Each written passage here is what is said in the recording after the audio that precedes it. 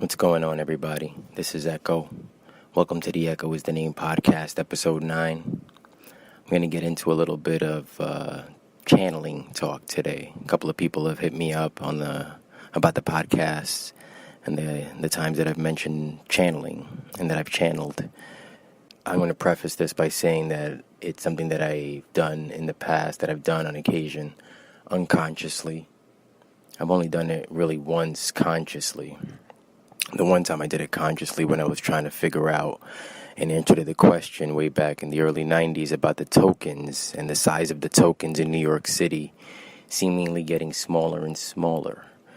And one day I did have a channeling session where I saw Metro cards and people using Metro cards. And I remember telling everybody on my block back then in New York, they're going to have this thing coming out soon. I saw it. It's going to be crazy. They're going to get rid of it. Everybody was like, nah, they can't get rid of all the tokens. You know how many tokens are out there?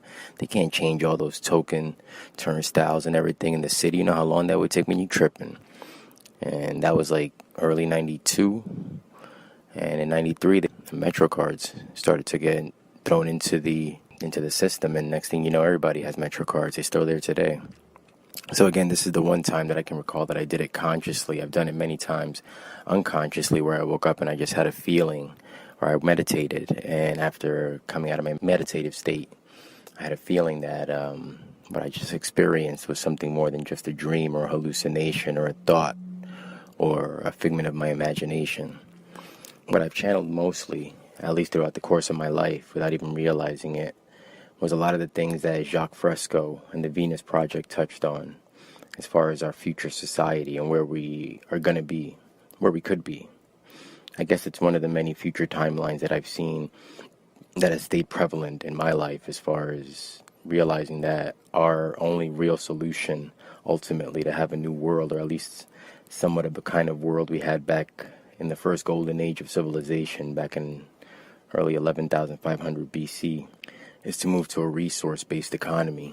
You've seen me probably tweet about this a lot of times, and I've broken it down in many different social media platforms. But it boils down to basically an entirely new system that's predicated on using the resources on the planet to their best ability and bringing sustainability into our economy and basically changing our entire economy. Because right now, as it stands, the way that we have value for products is the labor that's put into it, basically the scarcity or the availability of the materials used to make a product, and then also the amount of human labor that's required to produce a product or a service. If you were to take that out of the equation and everything was done with the technology that we have today as far as automation or the harvesting of the resources which are actually in abundance, it'd be a whole different economy. It wouldn't matter that, it took all these different things to come up with a product like Assure. Like if you think about back in the day, Assure would have been like, you had to have the cotton seed. First you had to prepare the soil, then plant the cotton seed, oversee the growth of the seed. You had to have the cotton picked. You had to tease out the seed. You had to spin the cotton into thread, weave it into a cloth, shape the cloth into a shirt. Like it was all these steps, and now we have it done by machines and factories.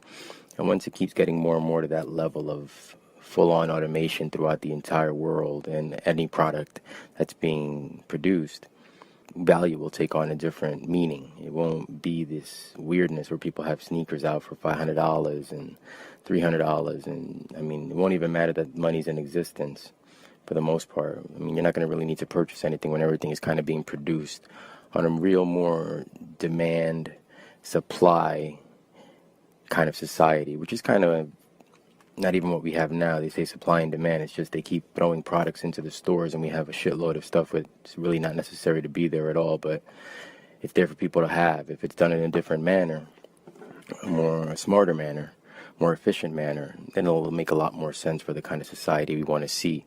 And the kind of society we want to see is the kind where we're basically freed up from doing human labor.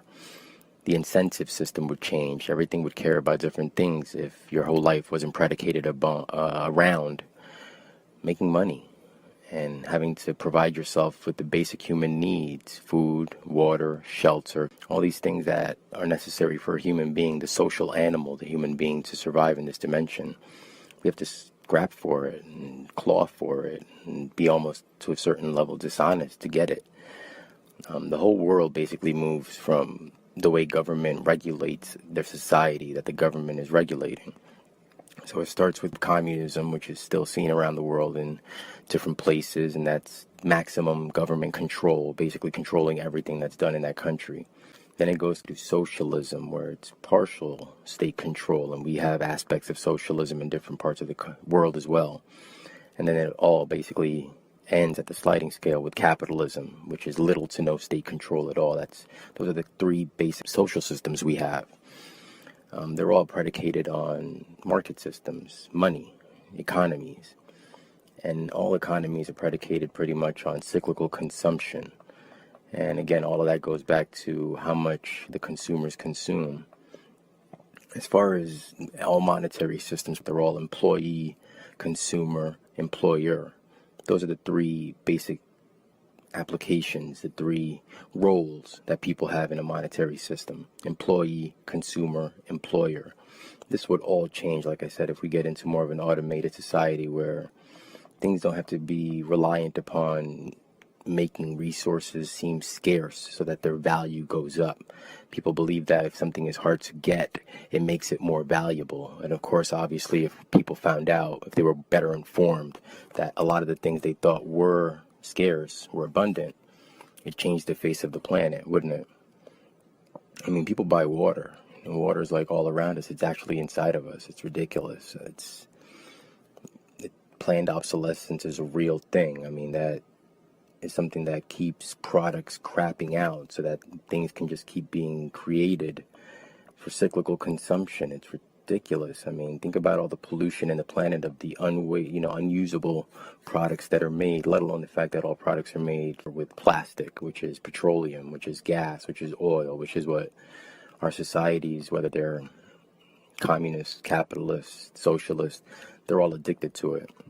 There's ways to get away from this, but I've channeled a world where we have a resource-based economy, and I've seen visions of where we could be if we just allowed technology to do its thing in a positive manner, in a beneficial manner, as opposed to it being used for the simple things that it's used for today, like, I don't know, porn and memes and silly challenges online and just nonsense. I mean, if we apply technology to the way the economies are run and the way resources are harvested around the planet and the way that they're actually found throughout the planet, and also use technology as far as protest is concerned, if we protested the right way using technology, creating the kind of neighborhood councils and society councils that we need to further positive agendas along, it'd be amazing. We're kind of getting there, but we need push. We need a lot more push. And the way the systems have been created for the better part of our history, fine, they worked for a long time, but it's antiquated, it's old. A lot of the things that we still do are old. I mean, for God's sakes, the system that we use in this country has been around for the most part, the political one, since the 1700s. It's 2017. I say, let me have a platform, let me have the kind of push and the following that I need, and I can help change things around a little bit more. I'd love to. I want to. I've seen it in my mind. I've seen where we could be if we did things the right way, if we did things the smart way, the efficient way. I mean, it all boils down to letting things be, letting nature take its course, living in accordance with nature. It's a very simple premise. That's what I hope for. That's what I hope spreading my messages around. That's what I hope people listening to me will kind of see. Like I said, I've had channeled visions. I still have channeled visions every so often. And when I do, it's about these kind of things and these kind of futures. And it's one of the things that allowed me to feel safe about having a baby brought into this world. I want to see the dopest world possible, and I've seen it in my mind for Ocean. But I need help. We all need help, and we can get there. Once again, Echoisthename.com is the website. My Twitter and Instagram is Echoisthename. And my YouTube is youtube.com/TheRealEchoisthename. See you next time.